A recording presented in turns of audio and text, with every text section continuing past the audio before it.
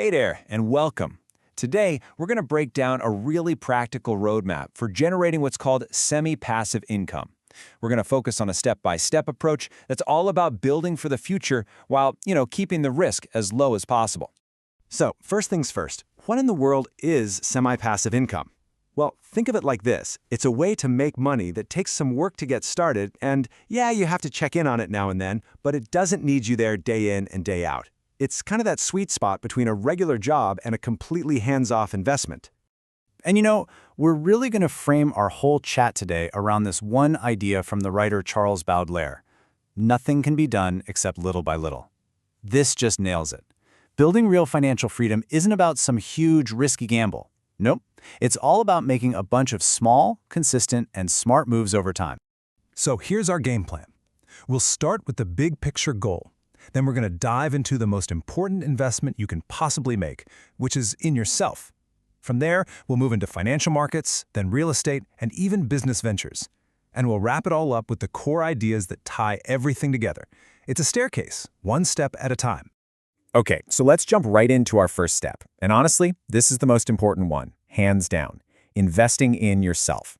This is something anyone, and I mean anyone, can do, no matter where you're starting from. Why? Because your own knowledge is your single most valuable asset, period.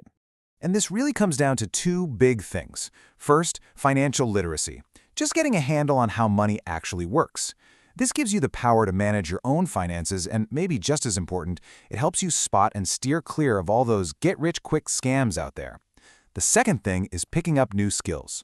There are so many amazing free resources like Khan Academy, where you can learn stuff that can directly boost your career or give you the tools you need to start something new.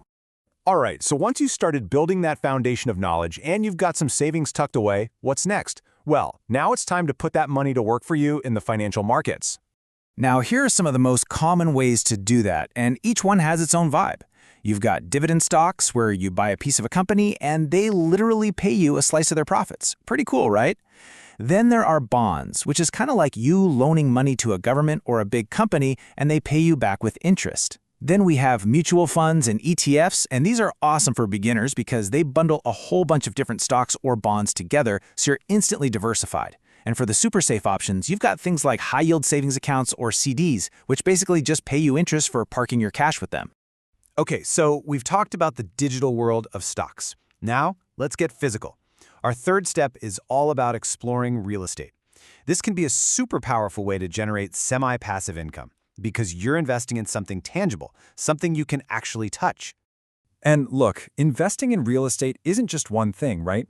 You could go the direct, hands-on route with a rental property, meaning you're the landlord collecting rent checks every month. Or you could do short-term vacation rentals on places like Airbnb. But if you want something more hands-off, you can look into REITs.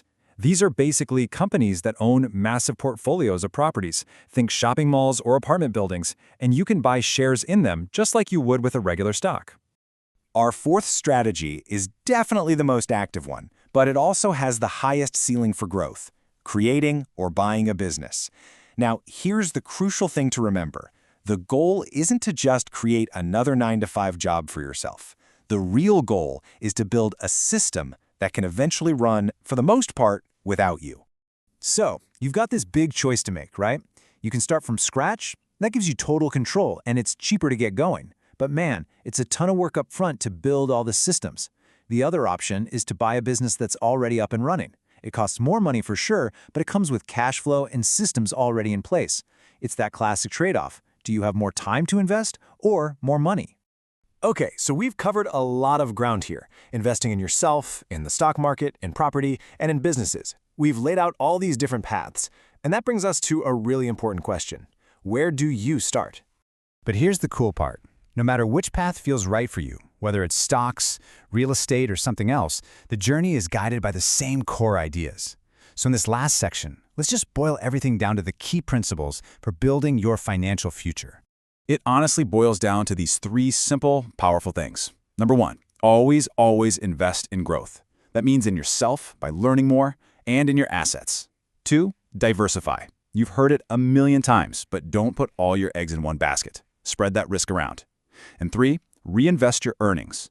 This is where the magic happens. Let that money you make more money. That's compounding, and it's the most powerful force in finance. And that brings us right back to where we started. The small, deliberate steps you take today. Reading a book about investing, opening that savings account, researching your first move. That's the stuff that builds the foundation for tomorrow's freedom. So the final question is for you. What's your first little by little step going to be?